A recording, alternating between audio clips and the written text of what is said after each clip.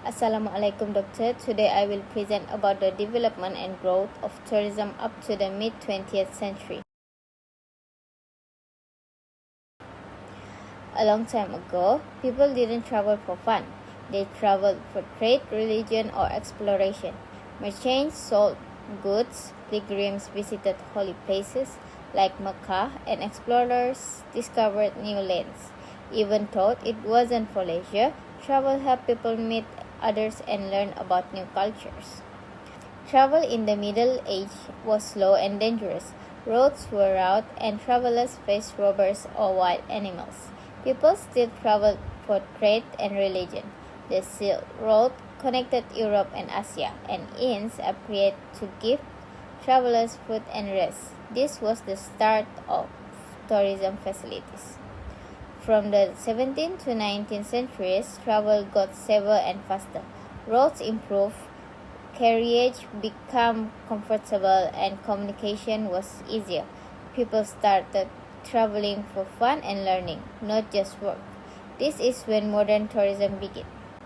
The concept of the Grand Tour became popular during the 17th and 18th centuries among young European elites, especially from Britain. It was considered an important part of their education, allowing them to explore art, culture, and history across countries like France and Italy. During this time, authorization to travel such as passports and official travel documents began to be introduced. These were mainly used for safety reasons and to help governments control who could enter or leave their territories. However, political hindrances such as wars, conflicts, and instability in certain regions often disrupted travel plans. This even made it difficult or even dangerous for people to move freely between countries. Next is development of spas. Spas began in the Roman Empire, remained active in Bath throughout the Middle Ages, and saw renewed interest during the Renaissance. In 1562, Dr. William Turner promoted Bath healing waters. By 1815, spas offered treated and became fashionable social hubs. Palms rooms in Bath and Harrogate boosted their resort status. Over time, clientele shifted from gentry to merchants, leading to decline in England. Rise of the seaside resort. Sea bathing was rare in Britain before Renaissance. In the 1700 years, people started drinking seawater for health. Dr. Richard Russell's book in 1752 made sea bathing more common. Blackpool and Southhead also grew as resorts. Inland spas became crowded, so seaside resorts expanded. Bathing machines helped with modesty. Ferry links to Europe started early with many British visited French and Italian resorts. British tourists wanted familiar shops and churches. Rich Russian and Americans also visited seaside resorts and built homes near the coast. Hello, my name is Italy Anthony. I'm going to explain about the expansion and innovation in travel. The 19th century completely revolutionized travel, turning it from an arduous journey for the wealthy few into an accessible leisure activity. This happened because of a perfect storm of social change and technological leaps. First, the Industrial Revolution created the engine for this change, a new wealthy middle class. For the first time, large numbers of people had both the disposable income and paid free time to actually take a vacation. Demand for travel exploded. Second, the age of steam provided the means. The introduction of the steamship and, more importantly, the vast network of railways dramatically reduced travel time and cost. A trip that once took weeks by coach now took days by train, making long-distance travel fast, cheap, and predictable. Finally, we saw commercial innovation. Pioneers like Thomas Cook bundled transport, accommodation, and food into the very first package tours. This organization made travel hassle-free, fully opening the door for mass tourism. In short, The 19th century gave the middle class the money, steam gave them the speed, and the travel agent gave them the plan. This combination created the foundation for the global tourism industry we know today. Now I'm going to present about early tourism in North America.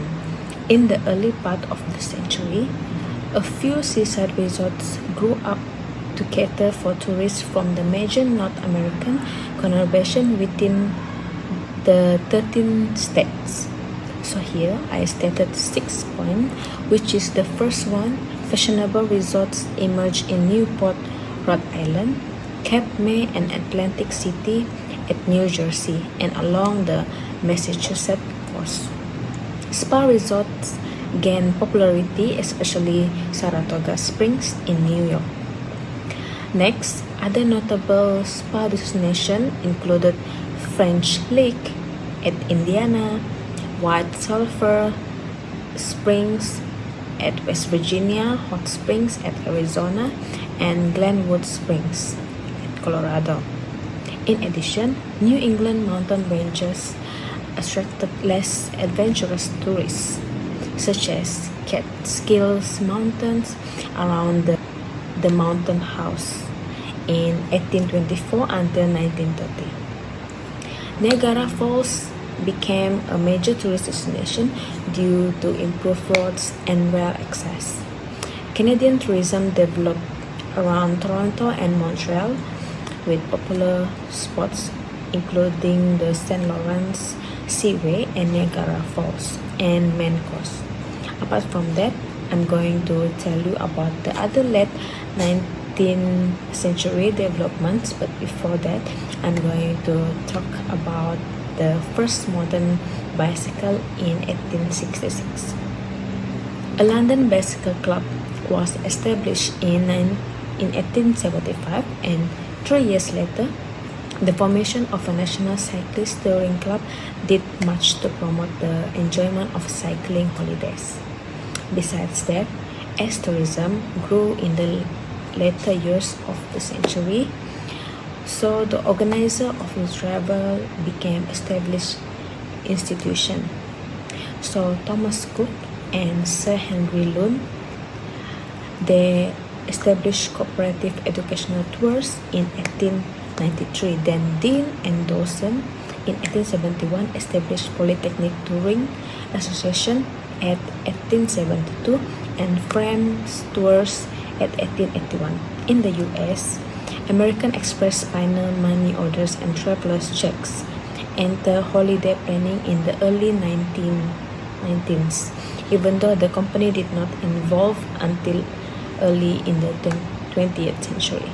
Lastly, guidebooks became essential for British tourists abroad, and the popular publishers are John Murray's Handbooks from 1837 and Carl Baedeker's Guides from 1839.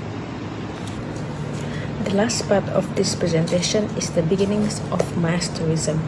Firstly, accessible travel, which is the invention of the package holiday by bundle transport, lodging and meals into one low price. For example, pioneered by Thomas Cook with hotel coupons and travelers checks, it made travel simple, predictable, and cheap for the middle class. Next, technological leap, fast and far travel. New transport allow mass movement like in the ground.